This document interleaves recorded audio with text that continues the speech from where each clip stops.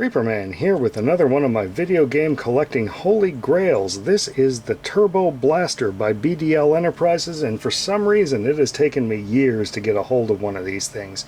Now what this thing does is you plug this end into your Nintendo Entertainment System, Player 1 and Player 2, and then you plug your controllers into this end, and it adds kind of selectable variable turbo fire to, say, Contra here, where you can get like a rapid fire spread gun, or in Double Dragon 2, The Revenge, you can punch inhumanly fast in both directions. So yes, this device is kind of cheating. Now there are just tons and tons of ways to get turbo fire on the NES, but very few of them involve using the stock controller, which is generally what you're going to be used to. However, there is one other fairly common option that it would probably benefit us to look at here, and that's the 4-score.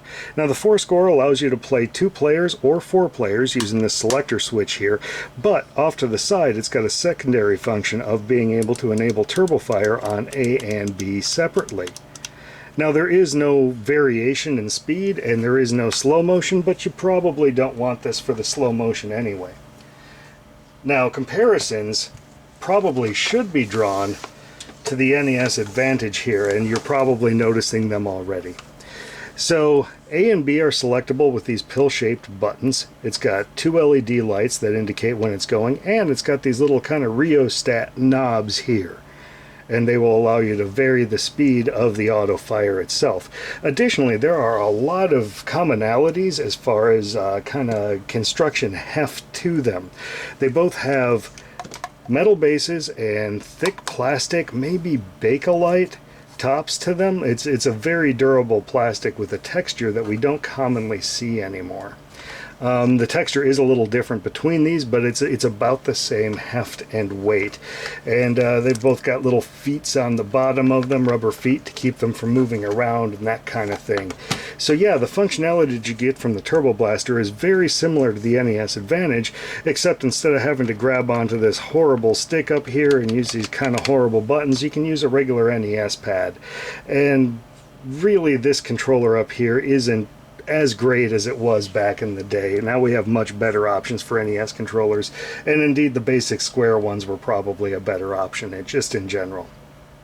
Now, the reason that I can't use the NES 4-score here, and why I ended up spending way more money on a Turbo Blaster, is because this end on the Nintendo end of the system, the spacing on these is set specifically for the regular Nintendo Entertainment System, and this will not fit in the NT Mini without some kind of modification. Now I'm sure you could rip this thing apart and doctor it up and get it in there, but I also kind of wanted the variable functionality.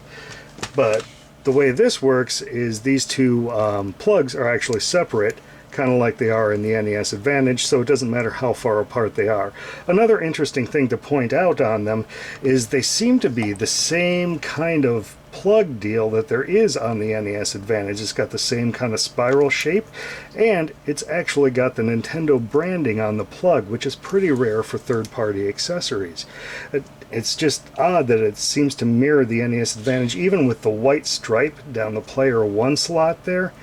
There is a lot of commonality between these two, a lot of shared DNA, and that's really a good thing. However, this will let you use the NES dog bone, which is a tremendous advantage.